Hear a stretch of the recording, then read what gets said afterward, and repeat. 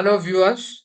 This is Lex Consilium Foundation, a channel, and I'm Major General Neelendra Kumar. I'm in conversation with Mr. Sudhesh Pai, a senior advocate based in Bangalore. He is a famous, acclaimed author, jurist, senior advocate, and he is highly respected amongst the legal circle and with the National Judicial Academy, where he often goes as a resource person. I'm talking to him right now about his book, which is the enlarged edition has come, Legends in Law, where with deep research and with keen interest, he has put across the profile of some of the very illustrious law professionals that were there in our country and who would for long stand as a beacon, as role model for the students. Separately, about the book, you will find a picture. I'll show it to you. And this is the Legends in Law. We have covered some of the personalities earlier. Today I'm talking about Sir Tej Bahadur Sapru, which finds mention in his book from page number 181 to 88. My first question to you, Sudhesh, is that Sir Tej had opposed the order you've written in page 158 of the old edition of your book of the two ICS, Indian Civil Service judges of Allahabad High Court, who were in the habit of coming prepared, having perused the brief, and they wanted counsels to limit their arguments to only points mentioned by them. In other words, they wanted to the counsels to restrict themselves only to what has been flagged by the bench. Now, what was that matter? Would you kindly explain? You. Before I come to that, may I say a few words about Sir Tej Kindly go himself? ahead. Yes. It's nice that we are talking of Sir Tej Bahadur Sapru today because when just before we started the program, I remembered that 2 weeks from now, we would be celebrating his 150th birth anniversary. 150th birth anniversary. Yes. Okay. So that's it's a great occasion that we are now Yes. talking about Sir Tej. Undoubtedly so. Yes. Yes. He was born on the 8th of December, 1875. Yes. 2025, December 8th is just about 2 weeks from now. Okay. And it's really Quite right. gratifying. Yes. It's really gratifying that we are talking today of so great a man, so great a lawyer. Yes. In fact, it has been said if you ask the question, what was remarkable about Sir Tej, the answer would have been, what was not? That was the man. Wonderful. Yes. Great as a lawyer, Yes. great as a man. And of course, he had a brilliant academic career. And after his honors in law, which was it was then called for the master's degree of the Allahabad University, in 1902, he earned a doctorate of law. Yes. And to put the facts complete, Sir Tej was the second doctorate of the Allahabad University in law, the first being a year earlier, 1901, the great Satish Chandra Banerjee. Oh, Satishan Banerjee. He also Yes, finds mention a yes, place in your yes, in the book. second Yes. edition. I missed him in the first. And Satish Chandra Banerjee lived for 44 years, where his rise was meteoric. He died at the age of 44. And it may not be wrong to say that he achieved in that lifetime of 44 years probably more than what we could achieve if we live for 400 years. That's That was the measure of the man. remarkable. Yes. That was the measure of Remarkable. Satish Chandra His Banerjee. And, contribution. Yes. yes. And he was the first doctorate at the Allahabad University in 1901, 1902. Tej Versa Bahadur. page. Yes. Yes. And then, of course, he joined the Allahabad Bar. Opportunity and the distinction of opposing and crossing swords with so great a person like Sir Rashbihari Ghosh from Calcutta. Yes. And Sir Tej did very well.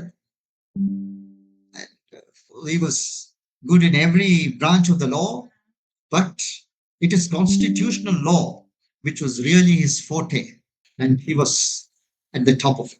Coming to this case, two ICS judges insisted that counsel argue only the points that Flag. they flagged. Yes. Perhaps they read the briefs and came and jotted down some points and insisted that you argue only that.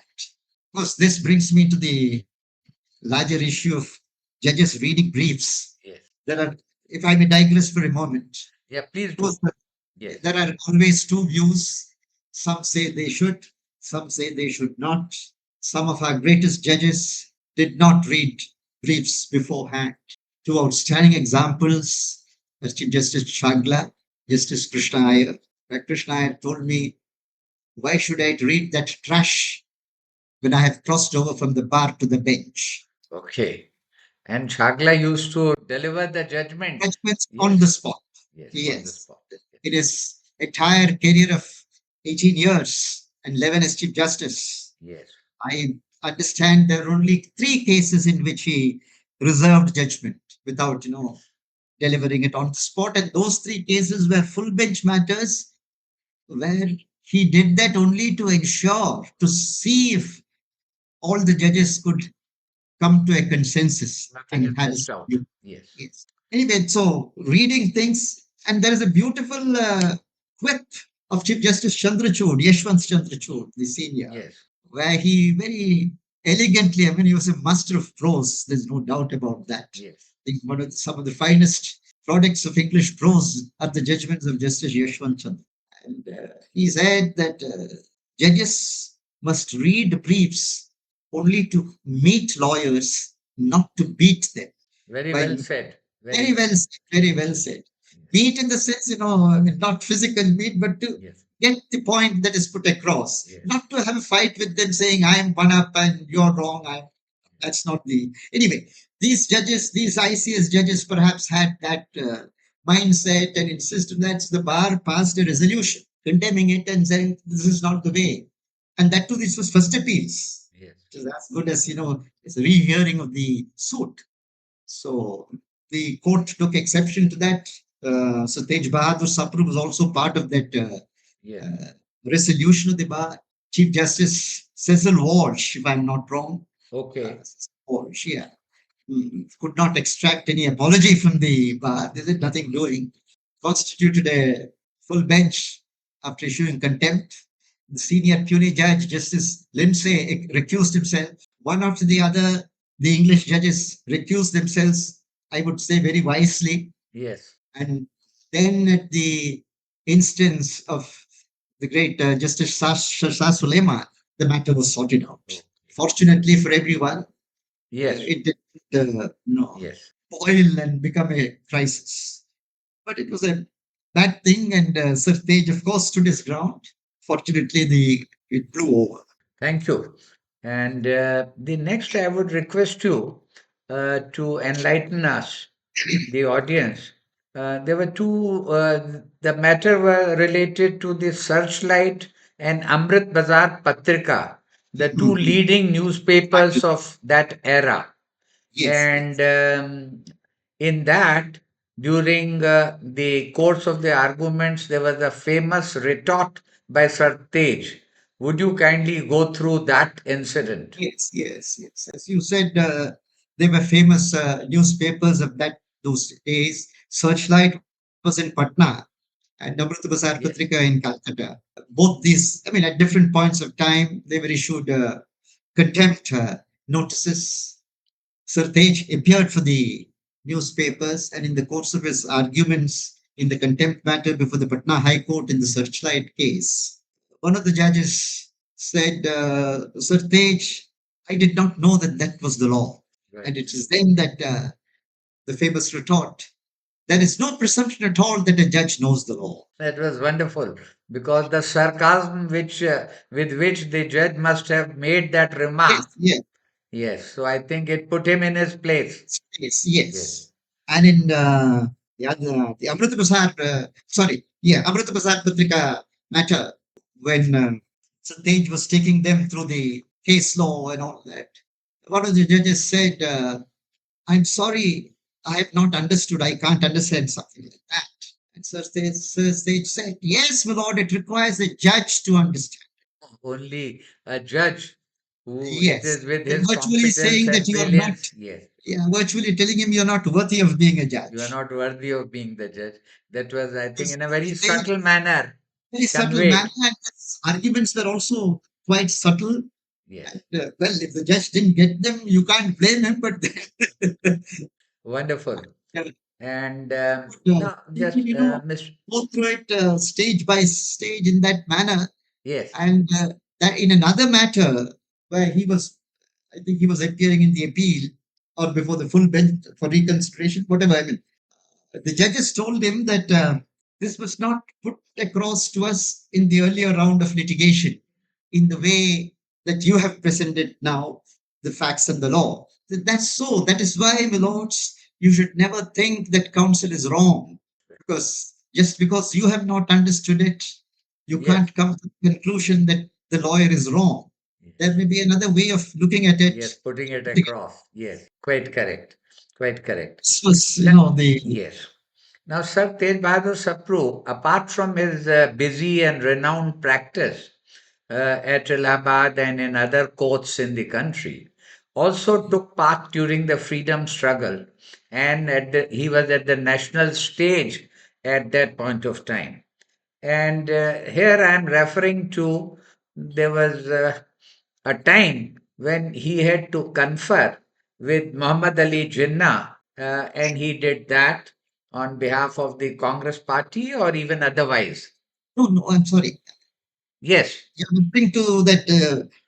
It was in a case. yes, You're referring to Pandit Jinnah and yes. Maulvi So I Sapru. was coming to that. What Yes, yes, led to the yes, people yes, saying Pandit Jinnah and yes, yes. Maulvi Yeah. Sapru? Yeah, I'm sorry, just to put it across, it Yes, was not in the context of the freedom struggle or the national movement. yes, There's no doubt that Sir Tej Bahadur was in the forefront of the freedom struggle and the national. He yes, was part of the Roundtable Conference and the constitutional reforms. yes, You would have the Tej Bahadur Sapru committee that went into constitutional, making before the Constituent Assembly, the fundamental rights, and all. One of the recommendations, the Sapru committee. But this was in a case in Hyderabad before the Nizam's court or whatever it was, yes. where some of the documents, original documents, were in Persian, Right. and Jinnah could not read them. He did not know Persian. He did not Yes. know Persian, or he had Ignorant very, of very, that language. yes. So Sapru not only knew Persian, but he was a scholar in Persian, Okay. and he read it with ease and Okay. translated it. And therefore, the next day's newspaper headlines was Pandit Jinnah and Maulvi Sapru. Maulvi Sapru. And talking of his knowledge of Persian, it is said Maulana Abul Kalam Azad, Yes. when he wrote something in Persian, thought that Sir Tej was the only person qualified to write a foreword to that. Okay. But that was the regard that Maulana had for For Sir Sir Tej Tej. Bahadur's scholarship in Persian. This is a collection of opinions. Sir Tej Bahadur was a, Rendered. yeah, Yes. renowned, opinion lawyer also. I mean, not every lawyer Yes. has that kind of work, but he had a lot of opinion work. And Okay. they were, of course, as is the man, so renowned with the opinions. And at the time of his birth centenary, I think they compiled this book, which is called Okay. Response Son, The opinion work that he yeah, handled. of Yes. Tej Bahadur. And Yes. in this, his son mentions that, talking of the versatility of the father, you could wake up Sir Tej at 2 o'clock in the night In the from night. deep sleep and ask him something about law, and without batting an eyelid, without reference to anything, he would offhand tell you the evolution of the law, the doctrine, the principle, and the authority. That was So, his command. That was yes, the that was depth his of the command knowledge over. that he had. Yes, acquired. Yes. Remarkable. And as Yes. a man, also, he was, as someone said, so learned and lovable, the acme of culture and the pink of courtesy.